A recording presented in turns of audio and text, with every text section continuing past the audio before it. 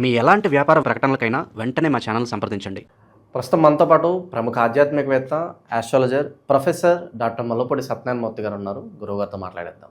నమస్కారం గురువు. నమస్కారం మణికంఠ గారు.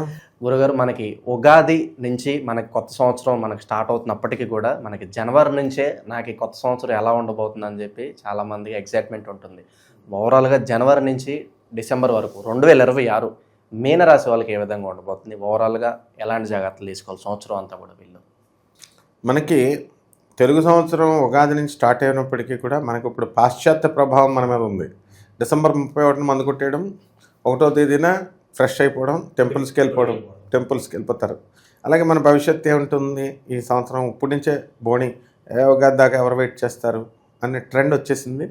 దాన్ని మనమే ఎస్టాబ్లిష్ చేసాం. నో ప్రాబ్లం, మంచిది, బ్రహ్మాండంగా ఉంది, ఎవ్రీవన్ షుడ్ నో.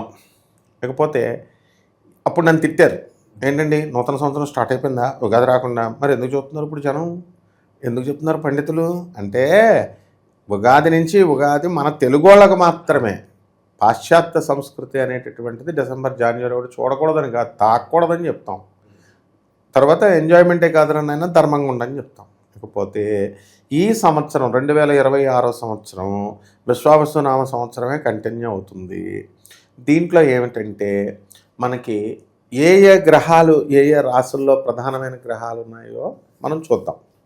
శని మీనరాశిలో వక్రించి ఉన్నాడు, రాహువు కుంభరాశిలో ఉన్నారు, కేతువు సింహరాశి, గురుడు మే 14 వరకు మనకి 2026 సంవత్సరంలో మిథున రాశిలో ఉండి ఆ తర్వాత మళ్ళీ మిథున రాశి నుంచి కర్కాటక రాశిలోకి వస్తాడు. ఇవి ప్రధానంగా జరిగేవి. ఆ తర్వాత ఆగస్టు నెల తర్వాత గురువు యొక్క అతిచారాలు ఇవన్నీ మళ్ళీ వక్రించడాలు ఇవన్నీ కూడా ఉంటాయన్నమాట. వీటిల్ రీత్యా మనకి ఈ యొక్క గ్రహాలు, ఇక రవి, చిన్న గ్రహాలైనటువంటి రవి, శుక్ర, చంద్ర, కుజ, బుధ గ్రహాలు అనేటటువంటి వాటిని అన్నిటిని కూడా పరిగణలోకి తీసుకొని మనము మొదట 6 నెలలు ఎలా ఉంటుంది, తర్వాత 6 నెలలు ఎలా ఉంటుంది, ఈ రకంగా మనం 12 రాశుల వారందరికీ కూడా ఒక్కొక్క రాశి వారికి విడివిడిగా చెప్పుకుందాం. మీనరాశి, ఈ మీనరాశి వారికి అందరికీ కూడా మనకి ఏమిటి, ఏలినాటి శని జరుగుతుంది. ఏలినాటి శని జరుగుతూ పరాయి పంచనం ఉండాల్సి వస్తుంది. అంటే స్వతంత్రత అనేది రాదు నలదమయంతులకు అన్నట్టుగానే. అందువల్ల పిల్లల తల్లిదండ్రుల మీద ఆధారపడడం కానీ, లేదా తల్లిదండ్రులకి ఏలినాటి శని జరిగితే పిల్లల మీద ఆధారపడడం కానీ ఇలా ఉంటుంది. అండ్ ఏలినాటి శని జరుగుతున్నప్పుడు వేరే వేరే ఊర్లలో ఉండాల్సిన పరిస్థితి వస్తుంది.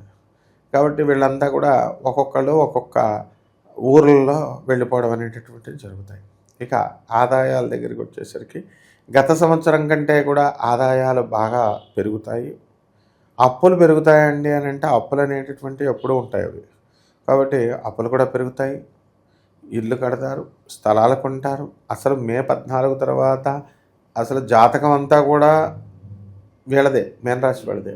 గురుడు పంచమ స్థానంలోకి వస్తాడు. సంవత్సరాలుగా పిల్లలు లేనటువంటి వాళ్ళందరికీ కూడా పిల్లలు పుడతారు. ఆ తర్వాత వీరందరికీ విద్యార్థులు, చదువుల్లో వెనకబడిపోయినటువంటి వాళ్ళంతా కూడా విద్యార్థులంతా కూడా చదువుతారు. ఆ విధంగా ఈ యొక్క పొరుగురులకు వెళ్ళిపోయినటువంటి వాళ్ళు, పనులు లేవు అని బాధపడుతున్నటువంటి వాళ్ళు మళ్ళీ తిరిగి హైదరాబాద్ వచ్చేయడం అనేటటువంటిది జరుగుతుంది. అలాగే లాస్ట్ మంత్ అర్ధాష్టమ గురుడు కాబట్టి చక్కగా వీళ్ళందరికీ కూడా లోకల్ ట్రాన్స్ఫర్స్ జరిగినాయి, వేరే ఊర్లకు వెళ్ళారు, అవన్నీ మంచిగా వచ్చేస్తాయి. షేర్ మార్కెటింగ్లో కొంతమంది లాస్ అయినటువంటి వాళ్ళు ఉన్నారు. రియల్ ఎస్టేట్ రంగంలో నోటి వరకు వస్తూ ఆగిపోయిందండి అని అనుకునేటటువంటి వాళ్ళు ఉన్నారు, వాళ్ళకు కూడా మంచిగా జరుగుతాయి.